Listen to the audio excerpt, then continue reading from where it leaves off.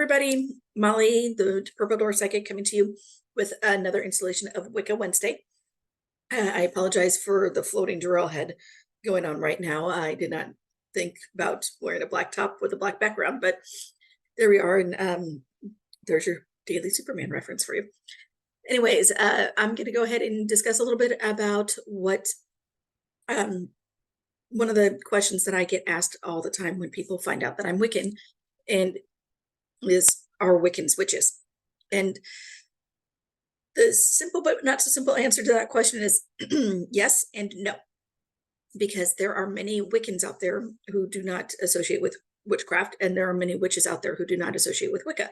In fact, you can be a witch of any religion. It doesn't necessarily have to be Wiccan.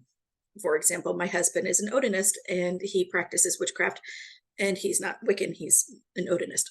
So that's one example.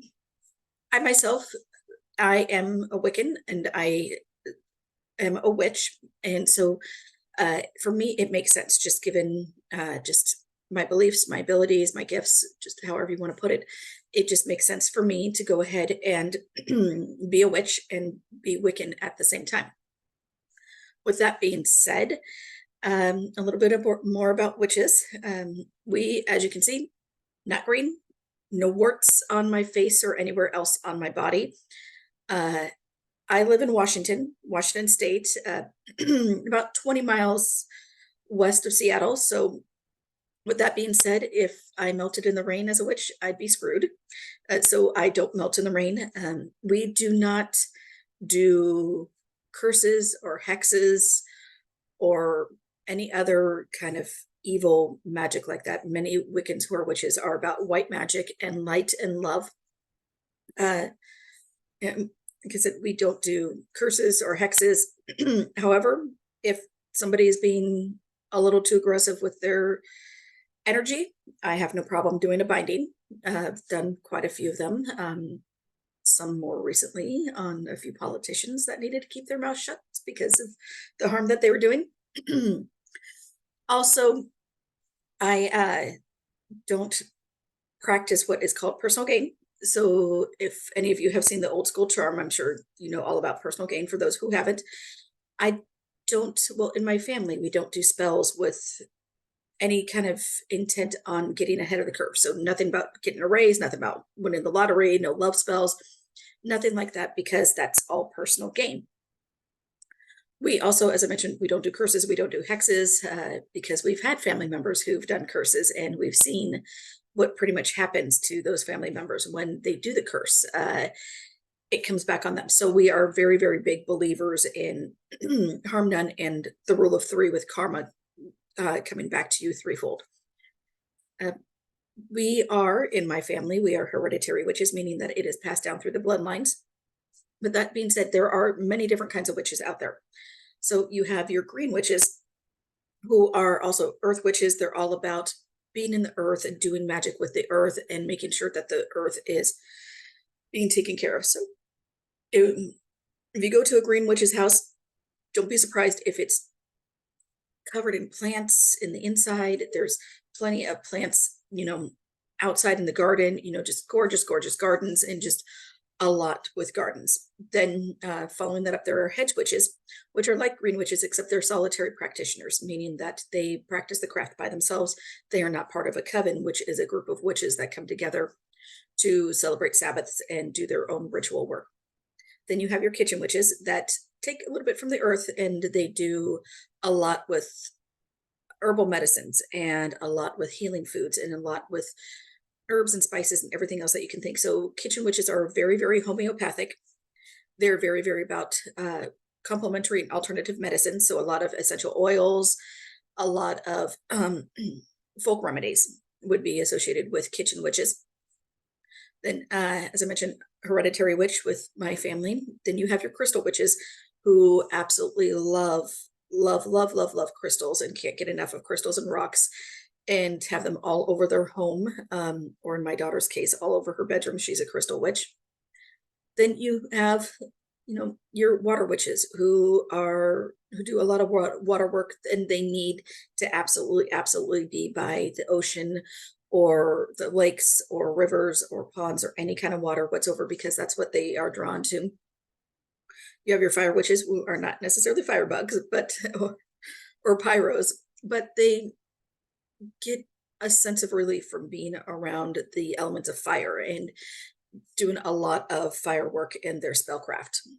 As you can see, there's a lot of different kinds of witches. As I mentioned, solitary practitioners are those who do the craft on their own, who don't necessarily have a coven or are not ready to come out and be part of a coven, which is perfectly fine, because this is your journey. This is how you want to walk your walk with Wicca and witchcraft. And then you have your covens, as I mentioned, which are a group of witches who come together for the Sabbats, which are our religious holidays. And they share rites and rituals and spells. And it is a fabulous community. If you can find a coven that you get along with, just be prepared for them to ask you to go skyclad. Skyclad is nude, so don't be surprised if that gets asked, especially during some of the solstices and equinoxes, not necessarily the winter solstice though, because that's just a little bit nippy.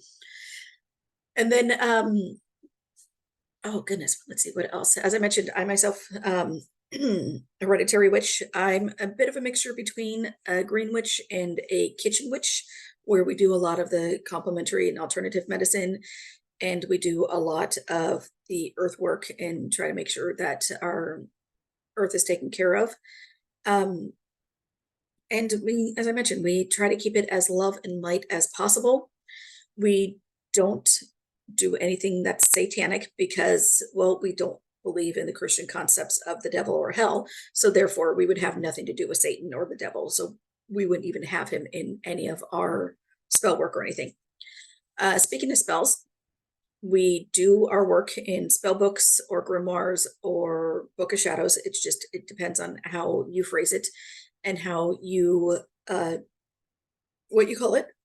And the spell work can either be done on your own, something that you cherish that you do, or something that is shared within your coven or within your family. All of our spells in our family are passed down, primarily through the maternal line, with being hereditary witches. And we keep a record of all of our spells. And we also, you know, try to make sure that each and every single one is done with love and light, because as I mentioned before, we do not believe in personal gain, and we believe in harm none, do as you will, which means be a good person. Just when you go out into the world and when you do your spell work and when you do your other things, do not harm others. Do not intentionally harm others. And that goes back to the whole entire aspect with the curses and with the hexes. But like I said, I will do a binding on somebody because it needs to happen, because what the energy that they're putting out, the magic that they're putting out, the words that they are putting out are very, very harmful to those around them. So we kind of like to think of ourselves as the keeper of chaos and the keepers of positive energy, and try to make sure that the world is not so tipped over into darkness, that we can actually bring it back over into the light. So that's a lot of things about witches that people have the misconception about. And I will admit, I was a director of marketing for many, many years. And the marketing ploy that the Christians did against witches is absolutely fantastic, because it's a smear campaign that has lasted for centuries, if you think about it.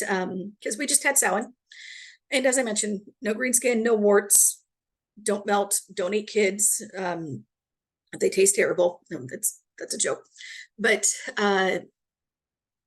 if you look at it, because many, many witches and the women who were thought to be witches were practitioners of herbal medicine. They were practitioners of just keeping the different traditions alive and keeping the different old ways alive. And I mean, I could also go into a very, very long, long dissertation with regard to the history of witchcraft in England, and how it was the patriarchy versus a lot of well-educated women that the men feared. Also, another little fun fact about myself, I have a master's degree in history, so I might spout some historical facts every now and again. But anyways, so going back to that smear campaign, it was very, very well done. It was very, very successful, because nowadays when we think of witches, we think of somebody who's evil, automatically evil. We think of the witch in Hansel and Gretel. We think of Snow White's evil stepmother. We think of Maleficent in Sleeping Beauty. I know I'm doing a lot of Disney references right now, but or even when we look at Grimm's fairy tales, or when we look at Hans Christian Andersen, when we look back at those things, I mean, we see witches as a gnarled old lady living in a hovel somewhere who's hell-bent on destroying children and, casting spells on people and turning them into toads. We don't turn people into toads. It's not physically possible, but we do communicate with animals. That's another type of witch, is an animal witch, where she does communicate with animals. We communicate with animals. We communicate with the stars. We communicate with the earth. We try to keep the earth in check and in balance as much as possible. But we're not about evil, like I've said. We're about love. We're about light. And if you do find someone who is going down the path of black magic, that is something to be concerned about, because it opens up doors that should not be opened. We don't believe in Satan, but we do believe in demons. At least in my family, we do, because we've dealt with quite a few of them, and we've kicked a few of their asses. But if you do find somebody who is going down that path of black magic, and you're concerned about them, and you're concerned about the things that you're seeing, please feel free to reach out to me. I have no problem talking with you, talking with them. And when I say black magic, I don't necessarily mean pentacles or pentagrams, because that's a symbol that's used by Wiccans and witches everywhere. I don't mean seeing like black candles being lit, or things like that. Even spirit boards. I'm so against spirit boards, because you don't know what kind of energy or anything that you're opening up with spirit boards.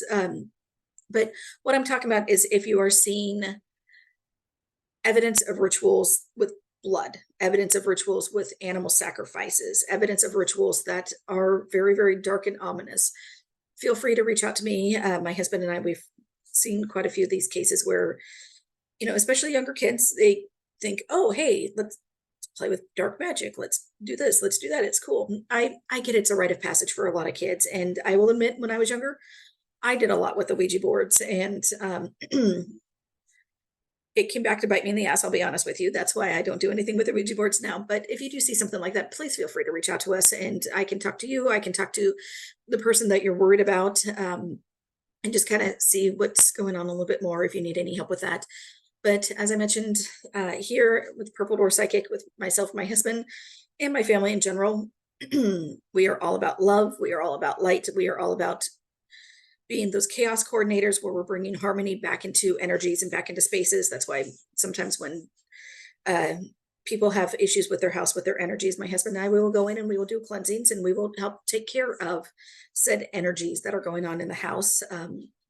We don't come with a movie crew, though, or television crew. It's just my husband and I, and we try to put the energies back into alignment, like they need to be.